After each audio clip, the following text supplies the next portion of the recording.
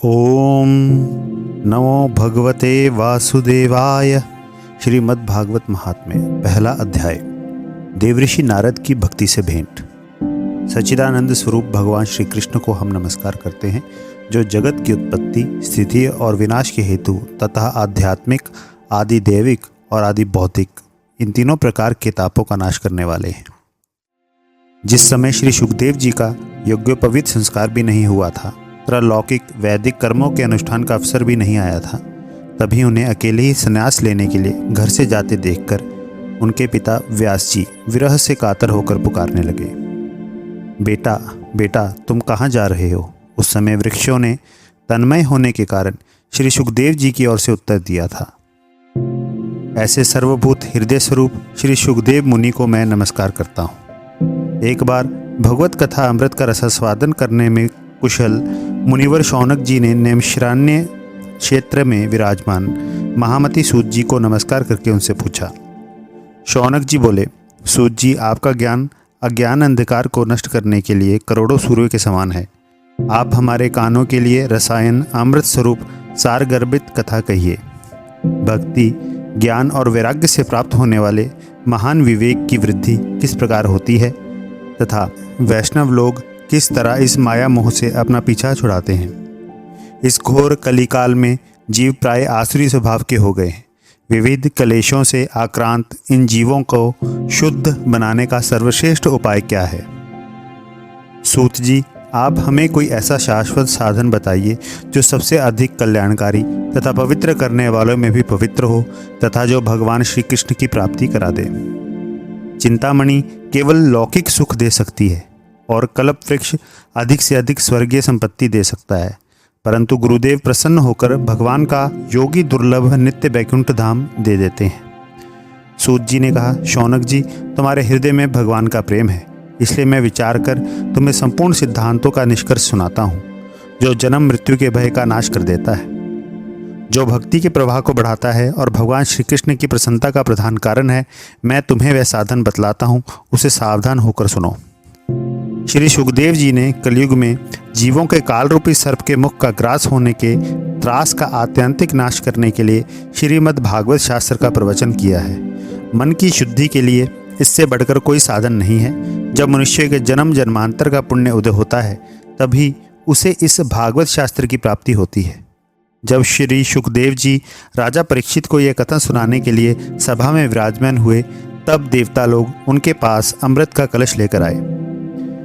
देवता अपना काम बनाने में बड़े कुशल होते हैं, अतः यहाँ भी सबने सुखदेव मुनि को नमस्कार करके कहा, आप ये अमृत लेकर बदले में हमें कथा अमृत का दान दीजिए। इस प्रकार परस्पर विनिमय अदला बदली हो जाने पर राजा परीक्षित अमृत का पान करें और हम सब श्रीमद् भागवत रूप अमृत का पान करेंगे। इस संसार में कहाँ कांच और कहाँ महामूल्य मणि, तरह कहाँ सुधा और कहाँ कथा। श्री सुखदेव जी ने यह सोचकर उस समय देवताओं की हंसी उड़ा दी। उन्हें भक्ति शून्य कथा का अनाधिकारी जानकर कथामृत का दान नहीं किया। इस प्रकार यह श्रीमद् भागवत की कथा देवताओं को भी दुर्लभ है। पूर्व काल में श्रीमद् भागवत के श्रवण से ही राजा परीक्षित की मुक्ति देखकर ब्रह्मा जी को भी बड़ा आश्चर्य हुआ था। उन्होंने सत्यलोक में तराजू बांधकर सब साधनों को तोला। अन्य सभी साधन तोल में हल्के पड़ गए। अपने महत्व के कारण भागवत ही सबसे भारी रहा। यह देखकर सभी ऋषियों को बड़ा विस्मय हुआ। उन्होंने कलयुग में इस भगवत रूप भागवत शास्त्र को ही पढ़ने सुनने से तत्काल मोक्ष देने वाले निश्चय किया। सप्ताह विधि से श्रवण करने पर यह निश्चय भक्ति प्रदान करता है। पूर्व काल में इसे दयापरायण सनकादि ने देवऋषि नारद को सुनाया था। यद्यपि देवऋषि ने पहले ब्रह्मा जी के मुख से इसे श्रवण कर लिया था, तथापि सप्ताह श्रवण की विधि तो उन्हें सनकादि ने ही बताई थी। शौनक जी ने पूछा, संसारिक प्रपंच से मुक्त एवं विचरणशील नारद जी का सनकादि के साथ संयोग कहाँ हुआ और विधि विधान के श्रवण में उनकी प्रीति कैसे हुई। सूत जी ने कहा, अब मैं तुम्हें वह भक्तिपूर्ण कथानक सुनाता हूँ जो श्री सुखदेव जी ने मुझे अपना अनन्य शिष्य जानकर एकांत में सुनाया था। एक दिन विशालापुरी में वे चारों निर्बल ऋषि सत्संग के लिए आए। वहाँ उन्होंने नारद जी को देखा। सनकादि ने पूछा, ब्राह्मण, आपका मुख उदास क्यों हो रहा है? आप चिंतातुर कैसे हैं? इतनी जल्दी जल्दी आप कहाँ जा रहे हैं और आपका आगमन कहाँ से हो रहा है? इस समय तो आप उस पुरुष के समान व्याकुल जान पड़ते हैं जिसका सारा धन लुट गया हो। आप जैसे आसक्ति रहित पुरुषों के लिए यह उचित नहीं है, इसका कारण बताइए। नारद जी ने कहा, मैं सर्वोत्तम लोक समझकर पृथ्वी में आया था। यहाँ पुष्कर, प्रयाग, काशी, गोदावरी, हरिद्वार, कुरुक्षेत्र, श्रीरंग और सेतुबंद आदि कई तीर्थों में मैं इधर उधर विचरता रहा, किंतु मुझे कहीं भी मन को संतोष देने वाली शांति नहीं मिली। इस समय अधर्म के सहायक कलयुग ने सारी पृथ्वी को पीड़ित कर रखा है। अब यहाँ सत्य, तप, शौच, दया, दान आदि कुछ भी नहीं है। बेचारे जीव केवल अपना पेट पालने में लगे हुए हैं। वे असत्यभाषी, आलसी, मंदबुद्धि, भाग्यहीन, उपद्रवग्रस्त हो गए हैं। जो साधु संत कहे जाते हैं वे पूरे पाखंडी हो गए हैं। देखने में तो वो विरक्त हैं, किंतु स्त्री, धन आदि सभी का परिग्रह करते हैं। घरों में स्त्रियों का राज्य है। साले सलाहकार बने हुए हैं। लोभ से लोग कन्या विक्रय करते हैं और स्त्री पुरुषों में कलह मचा रहता है। महात्माओं के आश्रम, तीर्थ और नदियों पर यवनों, विधर्मियों का अधिकार हो गया है। उन दुष्टों ने बहुत से देवालय भी नष्ट कर दिए हैं। इस समय यहाँ ना कोई योगी है, ना सिद्ध है, ना ज्ञानी है और ना सत्कर्म करने वाला ही है। सारे साधन इस समय कलिरूप दावानल से जलकर भस्म हो गए हैं। इस कलयुग में सभी देशवासी बाजारों में अन्न बेचने लगे हैं। ब्राह्मण लोग पैसा लेकर वेद पढ़ाते हैं और स्त्रियां वैश्यावृत्ति से निर्वाह करने लगी हैं। इस तरह कलयुग के दोष देखता और पृथ्वी पर विचरता हुआ मैं यमुना जी के तट पर पहुंचा, जहां भगवान श्री कृष्ण की अनेकों लीलाएं हो चुकी हैं। मुनिवरों सुनिए, वहां मैंने एक बड़ा आश्चर्य देखा। वहां एक युवती स्त्री खिन्न मन से बैठी थी। उसके पास दो वृद्ध पुरुष अचेत अवस्था में पड़े जोर जोर से सांस ले रहे थे। वह तरुणी उनकी सेवा करती हुई कभी उन्हें चेत कराने का प्रयत्न करती और कभी उनके आगे रोने लगती थी। वह अपने शरीर के रक्षक परमात्मा को दसों दिशाओं में देख रही थी। उसके चारों ओर सैकड़ों स्त्रियां उसे पंखा झल रही थी और बार बार समझाती जाती थी। दूर से यह सब चरित्र देखकर मैं कौतूहलवश उसके पास चला गया। मुझे देखकर वह युवती खड़ी हो गई और बड़ी व्याकुल होकर कहने लगी। युवती ने कहा, अजी महात्मा जी, क्षण भर ठहर जाइए और मेरी चिंता को भी नष्ट कर दीजिए। आपका दर्शन तो संसार के सभी पापों को सर्वथा नष्ट कर देने वाला है। आपके वचनों से मेरे दुख की भी बहुत कुछ शांति हो जाएगी। मनुष्य का जब बड़ा भाग्य होता है तभी आपके दर्शन हुआ करते हैं। नारद जी कहते हैं, तब मैंने उस स्त्री से पूछा, देवी तुम कौन हो? ये दोनों पुरुष तुम्हारे क्या होते हैं और तुम्हारे पास ये कमल नयनी देवियाँ कौन हैं? तुम हमें विस्तार से अपने दुख का कारण बताओ। युवती ने कहा, मेरा नाम भक्ति है। ये ज्ञान और वैराग्य नामक मेरे पुत्र हैं। समय के फेर से ही ये ऐसे जर्जर हो गए हैं। ये देवियाँ गंगा जी आदि नदियाँ हैं। ये सब मेरी सेवा करने के लिए ही आई हैं। इस प्रकार साक्षात देवियों के द्वारा सेवित होने पर भी मुझे सुख शांति नहीं है।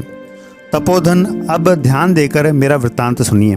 मेरी कथा वैसे तो प्रसिद्ध है, फिर भी उसे सुनकर आप मुझे शांति प्रदान करें। मैं द्रविड़ देश में उत्पन्न हुई, कर्नाटक में बड़ी, कहीं कहीं महाराष्ट्र में सम्मानित हुई, किंतु गुजरात में मुझको बुढ़ापे ने आ घेरा।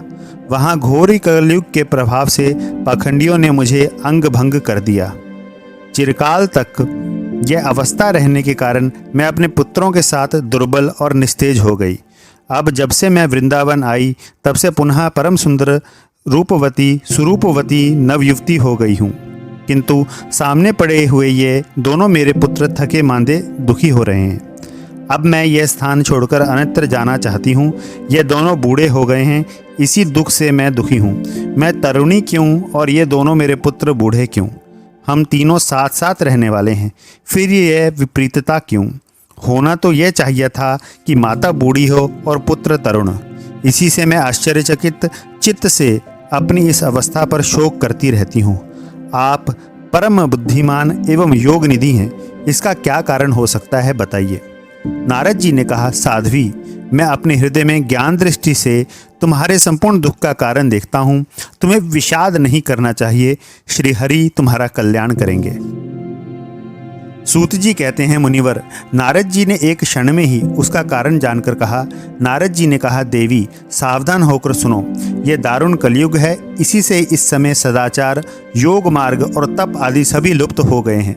लोग शठता और दुष्कर्म में लगकर अघासुर बन रहे हैं। संसार में जहाँ देखो वहीं सत्पुरुष दुख से मलान हैं और दुष्ट सुखी हो रहे हैं। इस समय जिस बुद्धिमान पुरुष का धैर्य बना रहे वही बड़ा ज्ञानी या पंडित है। पृथ्वी क्रमशः प्रतिवर्ष शेष जी के लिए भार रूप होती जा रही है। अब यह छूने योग्य तो क्या, देखने योग्य भी नहीं रह गई है और ना इसमें कहीं मंगल ही दिखाई देता है। अब किसी को पुत्रों के साथ तुम्हारा दर्शन भी नहीं होता। विषय अनुराग के कारण अंधे बने हुए जीवों से उपेक्षित होकर तुम जर्जर हो रही थी। वृंदावन के संयोग से तुम फिर नवीन तरुणी हो गई हो। अतः यह वृंदावन धाम धन्य है, जहाँ भक्ति सर्वत्र नृत्य कर रही है। परंतु तुम्हारे इन दोनों पुत्रों का यहाँ कोई ग्राहक नहीं है, इसलिए इनका बुढ़ापा नहीं छूट रहा है। यहाँ इनको कुछ आत्म सुख, भगवत स्पर्श जनित आनंद की प्राप्ति होने के कारण ये सोते से जान पड़ते हैं। भक्ति ने कहा, राजा परीक्षित ने इस पापी कलयुग को क्यों रहने दिया? इसके आते ही सब वस्तुओं का सार न जाने कहाँ चला गया। करुणामय श्री हरि से भी यह अधर्म कैसे देखा जाता है? मुने, मेरा यह संदेह दूर कीजिए। आपके वचनों से मुझे बड़ी शांति मिली है। नारद जी ने कहा, बाले, यदि तुमने पूछा है तो प्रेम से सुनो। कल्याणी, मैं तुम्हें सब बताऊंगा और तुम्हारा दुख दूर हो जाएगा। जिस दिन भगवान श्री कृष्ण इस भूलोक को छोड़कर अपने परमधाम को पधारे, उसी दिन से यहाँ संपूर्ण साधनों में बाधा डालने वाली कलयुग आ गया। दिग्विजय के समय राजा परीक्षित की दृष्टि पड़ने पर कलयुग दीन के समान उनकी शरण में आया।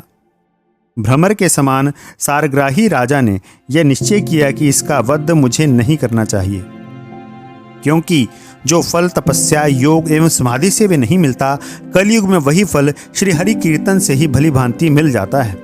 इस प्रकार सारहीन होने पर भी उसे इस एक ही दृष्टि से सारयुक्त देखकर उन्होंने कलयुग में उत्पन्न होने वाले जीवों के सुख के लिए भी इसे रहने दिया था। इस समय लोगों के कुकर्म में प्रवृत्त होने के कारण सभी वस्तुओं का सार निकल गया है और पृथ्वी के सारे पदार्थ बीजहीन भूसी के समान हो गए हैं। ब्राह्मण केवल अन्न धन आदि के लोभवश घर घर पर एवं जन जन को भागवत की कथा सुनाने लगे हैं, इसलिए कथा का सार चला गया। तीर्थों में नाना प्रकार के अंतत घोर कर्म करने वाले नास्तिक और नारकी पुरुष भी रहने लगे हैं, इसलिए तीर्थों का भी प्रभाव जाता रहा।